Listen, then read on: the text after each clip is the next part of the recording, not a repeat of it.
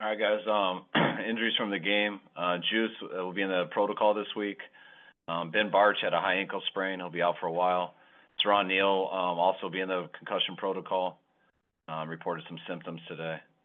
Spencer Berford hurt his knee. We'll have to evaluate him throughout this week. Jennings hurt his ankle. We'll have to evaluate him throughout this week.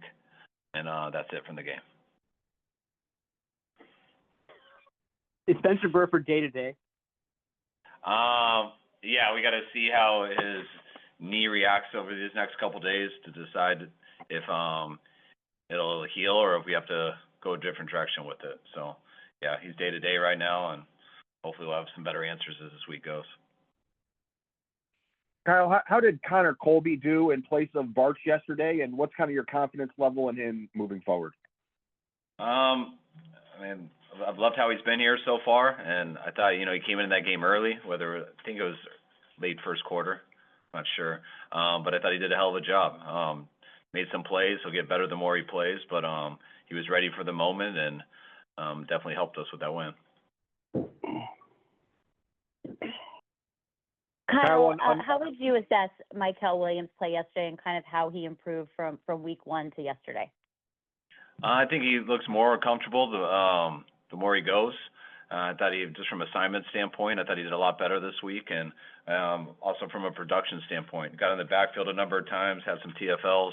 I thought he really affected the quarterback on Bosa's sack there on the second to last drive of the series.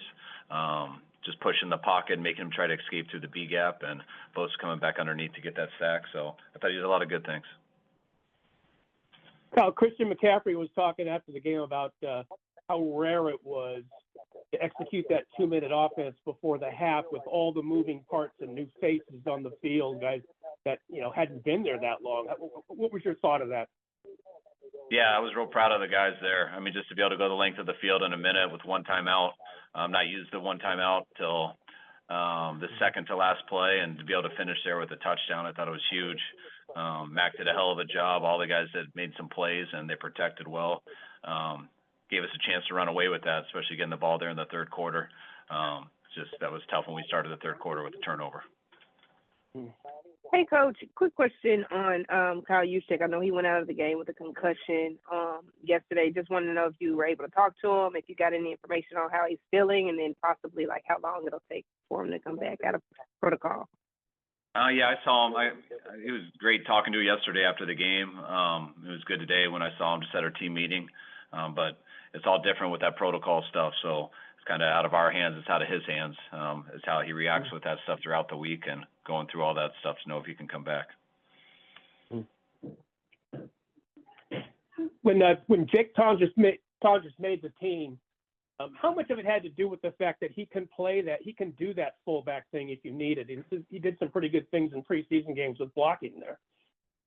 Yeah, it has a lot to do with it. That's a role that, we don't train all of our tight ends at, but, you only have one fullback. So if Juice ever does go out of the game, you need one of those guys to know it. And Dwelly did it for us a lot way back.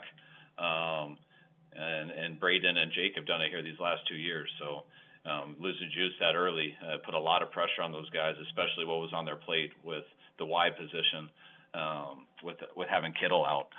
So them to double up what their responsibility was missing Kittle, and then to have to change everything early. I want to say that was first quarter also, maybe second, when Juice went out. Just a huge credit to those guys, Jake and Luke, for just being prepared for that moment. And took us a little bit to kind of get settled with it, but those guys played really well after that. I think Mac attempted 39 passes. Was that a result of Juszczyk going out too, just more three wide receiver, more pass plays in that game? No, I don't think so. I just think it works out that way sometimes. I think we got into some second and longs, which you throw a lot more on second and long. I think, we had a 2-minute drive, which you throw pretty much every down on a 2-minute drive. We didn't bust any really long ones. That allows you to stay with it. So, we had a bunch of shorter ones, which ends up, I think we averaged under 4 yards a carry, which leads to more third downs and more throwing. So that wasn't planned out. It's just kind of how the game went. was Jair Brown essentially playing strong side backer when he was in yesterday? Yeah, it all depends what you want to call it. I mean, we call it big nickel.